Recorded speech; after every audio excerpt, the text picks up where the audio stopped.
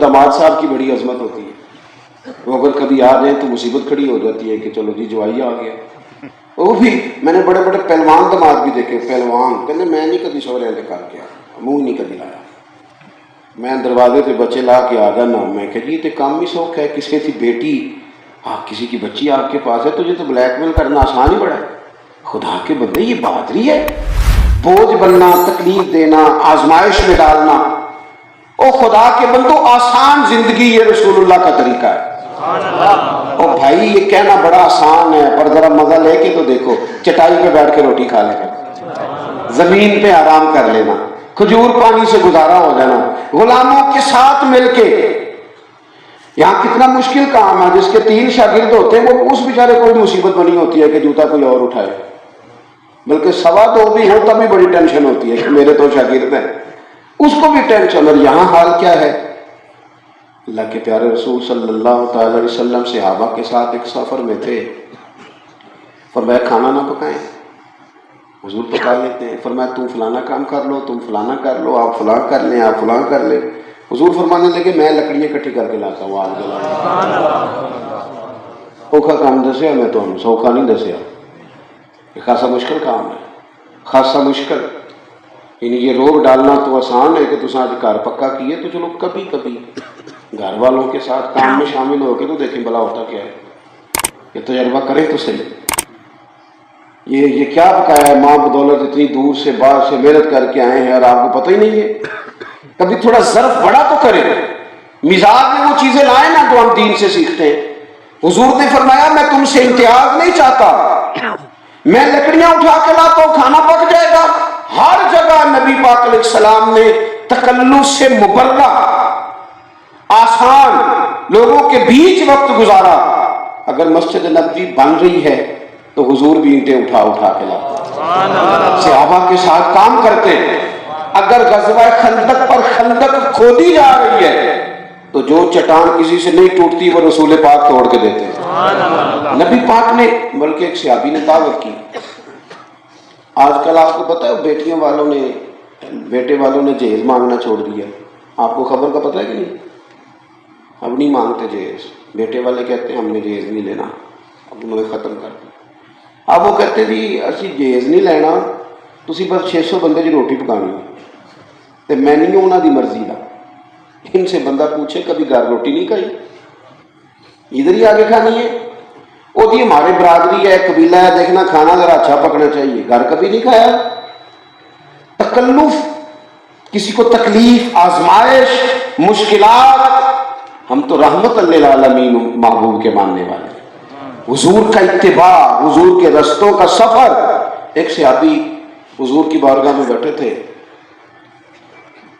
انہوں نے نہ بھانپ لیا کہ چہرہ مبارک پر کچھ کمزوری ہے۔ 4 لوگ حضور کے ساتھ بھی بیٹھے تھے، فٹافٹ گھر گئے، اپنے گھر جا کے پیغام دیا 5 لوگوں کا کھانا پکاؤ۔ اب حضور کو دعوت دینے آئے، یا رسول اللہ صلی اللہ تعالی علیہ وسلم کھانا پک گیا، تشریف لائیں۔ جب وہ شمار کر کے گئے تھے، گن کے گئے تھے تو بندے تھے 5۔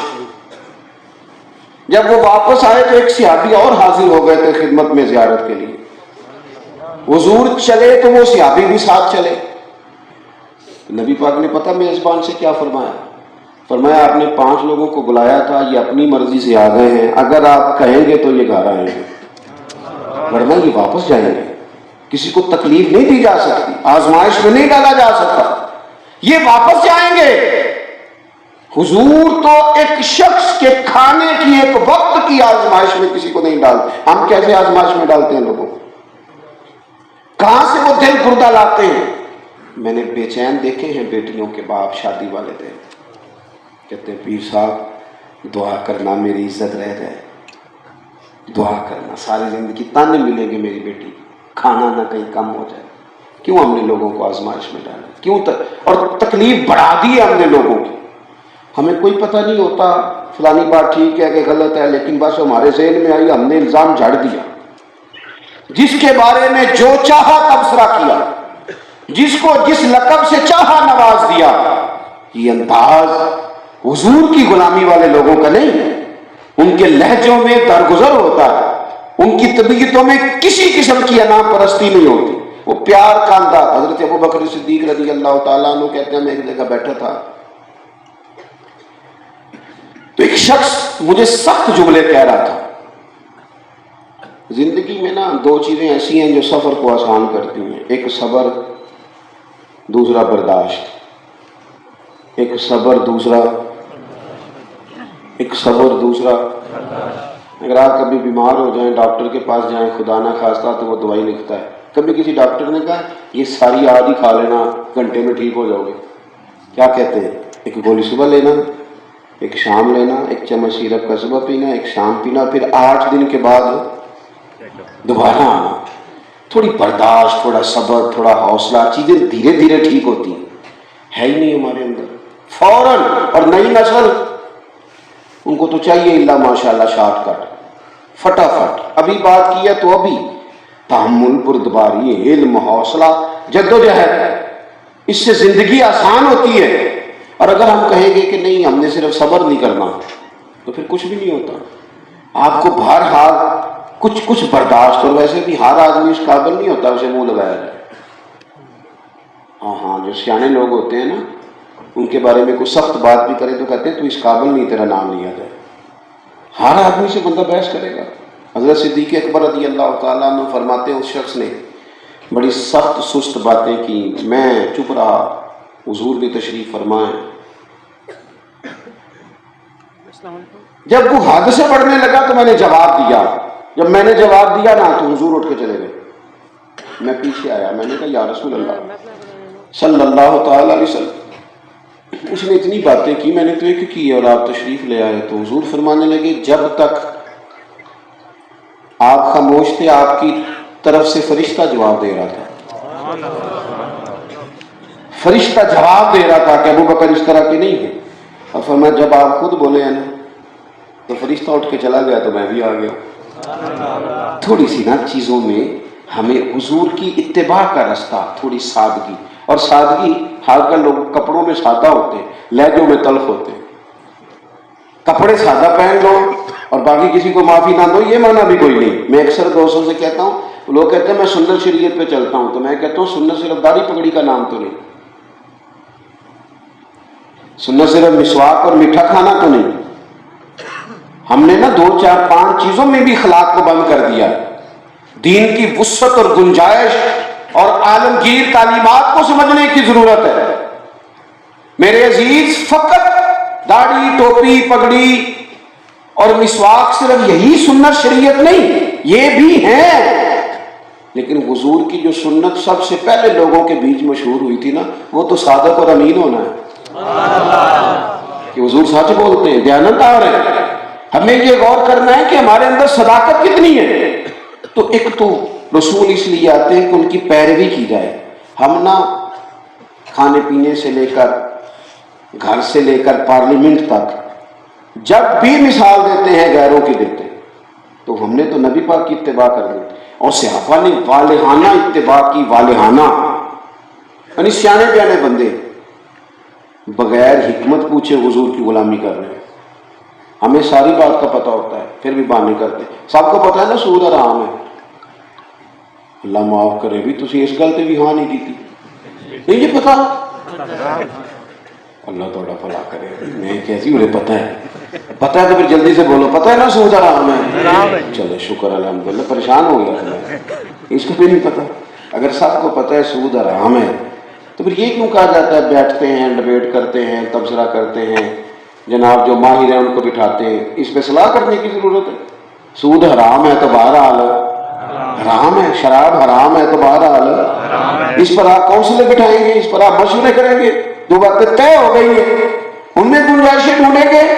حضور کی پیروی، کچھ لوگ کہتے ہیں جی حکمت بتائیں دین کے فلانے کام کی حکمت کیا ہے، تو میں کہتا ہوں جو غلام ہوتا ہے نا غلام، وہ حکمتیں نہیں پوچھتا۔ ہم ہیں نبی پاک کے غلام، غلام کو اتنا پتہ ہونا چاہیے کہ آقا نے حکم دیا ہے، حکمت سمجھ میں آ گئی تو بسم اللہ، نہ بھی آئے تو غلام حکمت۔ آپ کہیں نا اپنے غلام سے جا 5 کلو چینی لا، اپنے ملازم سے کہیں تو وہ آپ سے کہے جی 5 کلو کی کرنی ہے، 1.5 کلو نہ لیں۔ آپ مان لیں گے اس کی بات؟ اگر وہ آپ سے بار بار پوچھے بتائیں 5 کلو کا کرنا کیا ہے، تو آپ پوچھنے دیتے ہیں؟ آپ کہیں گے خدا کے بندے تجھے جو کام کا ہے نا وہ توجہ سے کر. یہ کیا بات ہوئی؟ تو غلام حکمتیں نہیں پوچھتے. حضرت عثمان غنی رضی اللہ تعالیٰ عنہ زیرک آدمی ہے، سمجھدار، لاکھوں مربع میل پر حکومت کرتے، اور تاجر اتنے کامیاب ہیں کہ عرب میں ایسا دوسرا تاجر بھی کوئی نہیں. سمجھدار، معاملہ فہم، بزنس مین، سیانے اور باوقار، حیا والے. پر پتہ ہے نبی پاک کی غلامی کا جذبہ کیسا تھا ان میں؟ ایک جگہ وضو کیا حضرت عثمان غنی نے، وضو کر کے اٹھے تو اچانک انہوں نے مسکرانا شروع کر دیا. اب کو بندہ مسکرائے تو لوگ فٹافٹ پوچھتے ہیں خیر ہے، روئے تو تب بھی پوچھتے ہیں. تو لوگوں نے کہا جناب خیریت ہے، کیوں مسکرا رہے ہیں؟ اور عثمان کا جواب سنو، فرمانے لگے نہیں پتا مجھے میں کیوں مسکرا رہا. آپ سمجھ سکتے ہیں جو بندہ بلا وجہ مسکرائے، بلا وجہ، لوگوں کی سوچ کیا بنتی ہے. حضرت عثمان غنی نے اس سوچ کا زاویہ ہی بدل دیا. فرمانے لگے وجہ کا نہیں پتا، پر ایک دن میں نے یہاں حضور کو وضو کر کے مسکراتے دیکھا تھا. تو غلام غلامی کرتا ہے. حضور مسکرائے تھے، سانو قید سجن دا گہنا ہے، وہ جینجے رکھے اونج رہنا. حضور مسکرائے تھے لہذا ہم نے بھی مسکرانا. جب طے ہو گئی بات تو حضور کی پیروی کی جائے، نبی پاک کے نقش قدم چلا جائے، حضور کے رستوں کا مسافر بنا جائے. یہ مقصود ہے حضور کے آنے کا. قرآن پاک کا تیسرا مقام، اور بس اسی آیت پر میں اپنی بات بھی سمیٹوں گا. تیسرے مقام پہ قرآن مجید نے کہا کما ارسلنا فیکم رسولا منکم یتلو علیکم آیاتنا. فرمایا جیسا کہ ہم نے تمہیں میں سے تمہیں ایک رسول عطا فرمایا. وہ کیا کریں گے؟ یتلو علیکم آیاتنا، تم پر ہماری آیتیں تلاوت کریں گے. وَيُزَكِّيكُمْ، اور تمہارا تزکیہ کر دیں گے، تمہیں پاک فرما دیں گے. حضور قرآن پاک کی تلاوت کرتے جس سے لوگوں کے دل پاک ہوتے. یہ جو تصوف ہے نا صوفیاء جو تزکیہ نفس کی بات کرتے ہیں، یہ تزکیہ حاصل ہوتا ہے قرآن پاک کی تعلیم سے، حدیث پاک کی تعلیم سے. پیر کس کو کہتے ہیں؟ سادہ تعریف کرتا ہوں، پیر وہ ہوتا ہے جو کتاب و سنت کی روشنی میں مرید کی تربیت کرے. اور اگر پیر بیچارے کو کتاب و سنت کا پتہ ہی نہیں، اسے پتہ ہی نہیں، کہتے ساڈے حضرت صاحب کدے تقریر نہیں کی تھی، تو میں کہ انہوں سکھاؤ، آپ کو کوئی پڑھے 4 لفظ، انہوں کسی مدرسے پاؤ. کیوں ایسے آپ نے ایسے شخص کے ذمہ کام لگا؟ کیا بات کرتے ہیں، بعض علموں جو کرے فقیری کافر مرے دیوانہ ہو. چلے بعض علماء بزرگ نہیں کرتے، ان کی اپنی مرضی ہے، لیکن کچھ کو آتی بھی تو نہیں ہے نا. تو یہ مذاق ہے. کتاب و سنت کی روشنی میں انسان تعمیر ہو سکتا ہے. شیخ اور مرشد اس کو کتاب و سنت کے ساتھ آشنا کرتا ہے، اسے اس کے ذہن میں اٹھنے والے سوالات، اس کے دل میں پنپنے والے وسوسے قرآن و سنت کی روشنی میں تزکیہ کر دیتا ہے. اور یہ قرآن پاک کی تعلیم سے ہوتا ہے. فرمایا میرے محبوب اس لیے آئے ہیں کہ تم پر آیتیں پڑھیں گے اور تمہیں پاک کر دیں گے. تمہارے سینے جو ہیں یہ کشادہ ہو جائیں گے. حسد، بغض، عداوت، لالچ، ہرس، ہوس، طمع، یہ جھوٹ، یہ سب نکل جائے. کیوں کہ حضور پاکیزگی دینے آئے. اور پھر فرمایا وَيُعَلِّمُكُمُ الْكِتَابَ وَالْحِكْمَةَ، حضور تمہیں کتاب بھی سکھائیں گے اور دانائی بھی سکھائیں گے. شیخ محقق فرماتے ہیں کہ اللہ تعالیٰ نے عقل کے 1000 حصے کیے، ایک حصہ ساری دنیا کو ملا. جو کچھ بن گیا ہے نا اس سے، یہ ٹیلی فون بنے، یہ جہاز بنے، یہ سب کچھ بنا، ایک حصہ عقل اللہ نے ساری دنیا کو دی. اور باقی 999 عقل کے حصے اپنے محبوب کو عطا فرمایا. حضور ایسی کمال بات کرتے ہیں، ایسی کہ انسان کی ساری باطنی، اس کی جتنی بھی پیاس ہوتی ہے بجھ جاتی ہے. نبی کریم علیہ السلام نے لوگوں کو اس دانائی سے دین سکھایا. حضور اس خصوصی سے حکمت، ہمارے یہاں نا دانائی نہیں، تعلیم و تربیت میں دانائی نہیں، بعض لوگ دین کی دعوت بھی اس طرح دیتے ہیں کہ سامنے والا چڑھ جائے، او بھائی نماز پڑھ لی کر اتنے پیسے کہاں لے کے جانے ہیں؟ اور یہ تو واقعی اس طرح کی بات ہے، بندہ غصہ کر جائے، وہ کہتا ہے تو نے اپنی قبر میں جانا اور میں نے، آپ اس طرح دعوت دیں گے کسی کو؟ دو لوگ ہوتے ہیں نا، دو بندے ہوتے ہیں، ایک کو شادی پہ نہیں بلانا ہوتا، ایک کو بلانا ہوتا ہے، جس کو نہیں نہ بلانا ہوتا اس کو کارڈ بھیج دیتے ہیں، آ گیا تو ٹھیک ہے، نہ بھی آیا تو، اور ایک کو بلانا ہوتا ہے، اس کے گھر خود کارڈ لے کے جاتے ہیں، پھر اس کو بار بار یاد کراتے ہیں، پھر اس کو کہتے ہیں تیرا انتظار کرنا ہے، پھر اس کو کہتے ہیں یار دیکھنا کہیں بھول نہ جانا، پھر اس سے تھوڑا سا پوچھتے ہیں کہ وہ میرے بھائی چھٹی لے لی ہے، اور تیاری کر لی ہے، اور جوڑا سلوا لیا ہے، اس لیے کہ تیرے بغیر گھر سجے گا نہیں، تو نے ضرور آنا ہے، تو نے ضرور آنا ہے، تو نے ضرور آنا ہے، میں کو جیتے دل بر سونا، میں کیوں کر اس نو بھاواں، اب دیکھو ویڑے میرے وڑدا نہ ہی تے پئی لکھ وسیلے پاواں، بار بار پیغام بغیر بار بار دعوت، کیوں کہ بلانا ہے، اور جب کسی کو دعوت دینی ہو نا، پتہ ہو اس کے بغیر گزارا نہیں ہوگا۔ میرے سے کچھ دوست پیار کرتے ہیں، محبت کرتے ہیں، شادی کی تاریخ رکھنے کئی دفعہ کہتے ہیں جناب آپ اگر اس دن آ سکے تو یہ تاریخ رکھ لیں، تو میں کہتا ہوں آپ کیا کرتے ہیں یار، اب اپنا ترتیب سے کام کریں، لیکن بعض اوقات بعض چیزوں سے لوگوں کو محبت ہوتی ہے، وہ دیکھ لیتے ہیں، اور میرے بھائی اگر ہمیں واقعی کسی کو دین کی دعوت دینی ہو نا، محبت ہو، تو پھر ہم لے ہی آئیں گے مسجد میں اسے، پھر ہم نے اسے پیغام دینا ہے تو سونا کر کے دے ہی دینا ہے، لیکن ہم وہ تقاضے حکمت کے، دانائی کے، فہم کے، بصیرت کے ہم غور ہی نہیں کرتے۔ یہ ہمارا مذہبی ماحول ہے، ہر چیز کے ہاں تقاضے بدل گئے، پر ہم اپنے تقاضے بدلنے کو تیار۔ دوستوں سے اکثر کہتا ہوں مغرب کے بعد محفل کر لو، کہتے ہیں جی نہیں اسی عشاء تو بات کر لیں، کیوں نہیں کرنی جی مغرب تو بات کرنے بندے نہیں ہوندے، یہ جو اتنے سارے آئے ہیں ماشاءاللہ یہ سارے محبت سے ہی آ گئے ہیں، دیکھو وہ کہاں تک دوست بیٹھے ہیں، اتنی بڑی تعداد میں آ گئے ہیں نا جی، آ گئے ہیں نا جی سارے۔